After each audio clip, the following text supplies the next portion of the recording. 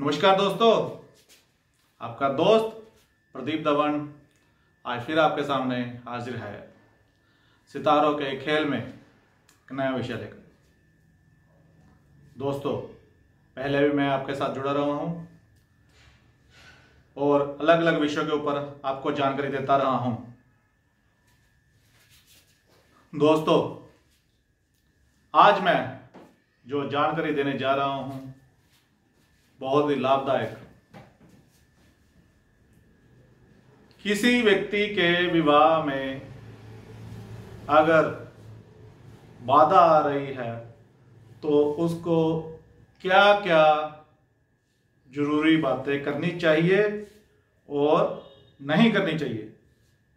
परंतु सबसे पहले मैं ये बताना चाहता हूं कि व्यक्ति के विवाह का योग कब बनता है, उसमें कौन से ग्रह व्यक्ति का सहयोग करते हैं जिसके कारण उसके विवाह के योग खुलते हैं। व्यक्ति चाहे पुरुष हो चाहे स्त्री हो, उसकी दशा महादशा, ग्रह का गोचर, जन्म कुंडली में पंचम और सातवें घर का क्या योगदान होता है, उसके बारे में छोटी सी जानकारी देने जा रहा हूं। दोस्तों, विवाह में हमारे धर्म गुरु यानी कि ग्रह बृहस्पति जी का बहुत बड़ा योगदान होता है। बृहस्पति जी लगन में अगर पंचम और सातवें घर में अपनी दृष्टि डालते हैं या पंचमेश होकर लाभ स्थान यानी कि 11वें स्थान में बैठकर अपनी दृष्टि डालते हैं तो विवाह का प्रबल योग बनता है। उनकी दशा महादशा में व्यक्ति अपने विवाह के बारे में सोचने लगता है, उसके घर में विवाह की चर्चा होने लगती है, अलग अलग जगह पर रिश्ते की बातें होने लगती हैं।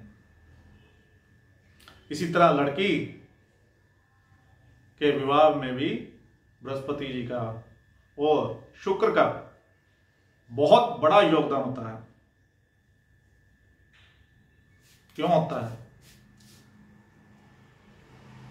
धर्म गुरु और द्वितीय गुरु शुक्र प्रबल योग बनाते हैं ग्रहों में, जन्म कुंडली में। जब इनकी दशा महादशा आती है तो जिसके साथ इनका संयोग बनना होता है उनकी तरफ अपने आप ही इनका खिंचाव होना शुरू हो जाता है। घर में विवाह संबंधी बातें होनी शुरू हो जाती हैं, आस पड़ोस में चर्चा शुरू हो जाती है। ये सब ग्रहों के चुंबकीय शक्ति के कारण ही होते हैं। दशा महादशा जब आती है तब यह योग और उभर के सामने आता है। परंतु दोस्तों, एक बात मैं बताना चाहता हूं, विवाह में जब योग बनता है तो ये बहुत ही शुभ योग होता है, इसको कभी भी अशुभ नहीं करना चाहिए। व्यक्ति मंगलिक हो तो पहले से ही उसके विवाह में छोटी मोटी अड़चनों संबंधी कुछ ना कुछ बातें होती रहती हैं, और मंगलिक होने पर अगर वह कुछ ऐसे कदम उठाता है जो कि नहीं उठाने चाहिए, जैसे कि मांस मदिरा आदि का सेवन, ब्रह्मचर्य का पालन, धार्मिक प्रवृत्ति का ना होना, कंजूसी करनी, चुगली करनी, गलत काम करना, बदनाम होना, लड़ाई झगड़ा करना, गलत आदतों का शिकार होना, तो ये मंगल उसको पीछे धकेल देता है। व्यक्ति का समाज में उठना बैठना ही बंद कर देता है, व्यक्ति डिप्रेशन का शिकार हो जाता है। व्यक्ति समाज से किनारा करना शुरू कर देता है। इन चीजों का ध्यान रखना चाहिए, ये जरूरी चीजें हैं। कभी भी जब विवाह संबंधी उम्र नजदीक आए तो इन चीजों के कभी नजदीक नहीं जाना चाहिए।